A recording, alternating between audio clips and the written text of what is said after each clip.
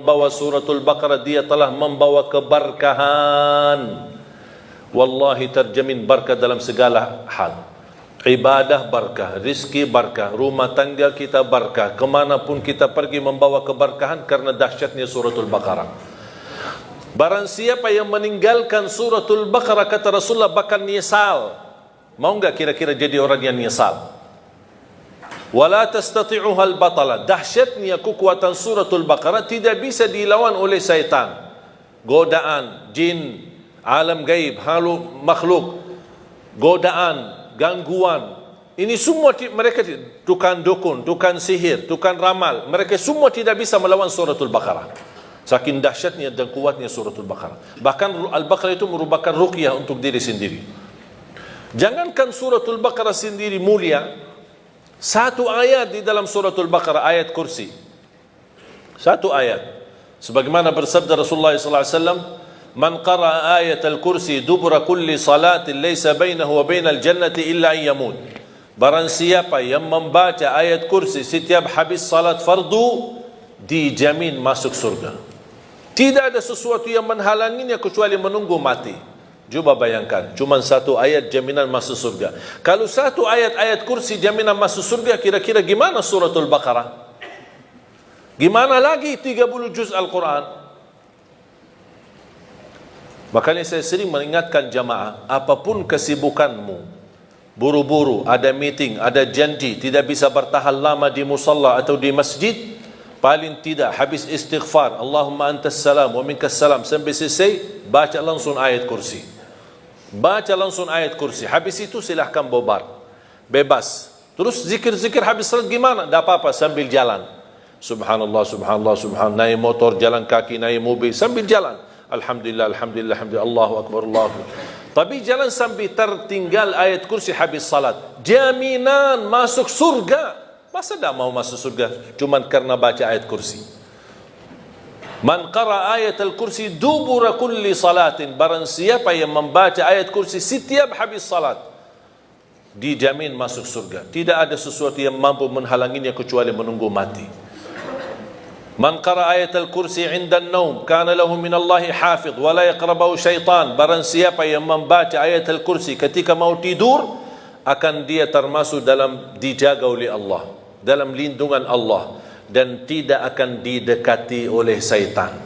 Jangan digoda, tidak didekati oleh syaitan. Ini berkatnya surat ayat-ayat kursi. Jamaah sekalian dimuliakan Allah Subhanahu wa taala. Banyak keberkahan dalam Al-Quran. Banyak anugerah, banyak kenikmatan. Salah satu amalan sederhana, tapi Rasulullah SAW tidak pernah tinggalkan.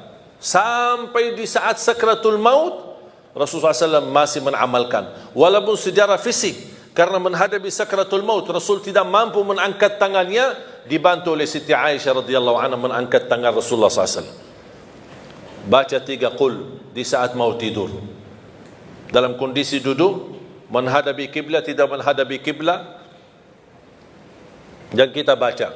Mulai caranya seperti Rasulullah SAW, mengangkat tangannya seperti mau berdoa, tapi rapat tangan, kemudian dekati dengan mulut seperti ini.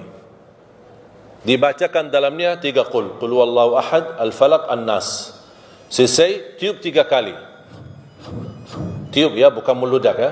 Tiup 3 kali. Baru usap badan dari kepala sampai ujung kaki, dari depan dan belakang. Kalau belakang sesuai kemampuan, jangan maksa-maksa. Ya, sesuai kemampuan. Kemudian habis selesai, diulang lagi seperti ini. Baca qul huwallahu ahad, al-falaq, an-nas, kemudian tiup 3 kali. Kemudian usap badan dari kepala sampai ujung kaki. Sampai 3 kali. Seperti ini, qul huwallahu ahad, al-falaq, an-nas, kemudian tiup 3 kali, kemudian usap badan. Ini amalan tidak pernah Rasul tinggalkan. Sampai di sakratul maut, sudah menghadapi kematian, datangnya malaikatul maut, Rasul sudah secara fisik tidak mampu angkat tangan, saking begitu berat sakratul maut. Siti Aisyah yang temenin, Siti Aisyah mengangkat tangannya, Siti Aisyah yang mendekati tangan Rasulullah SAW dekat mulutnya Siti Aisyah.